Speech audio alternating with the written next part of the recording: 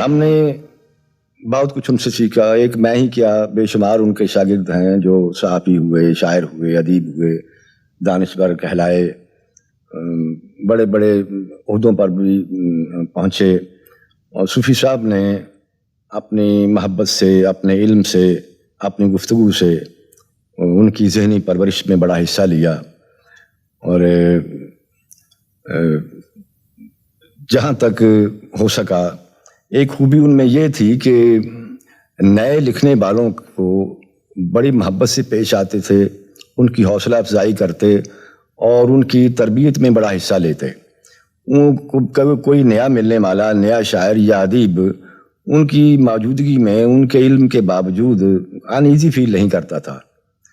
और हर मिलने वाले से, शागिर्द से, दोस्त से, अहबाब से, बड़ों को, छोटों को मुताले की तरगीब बड़ी देते थे।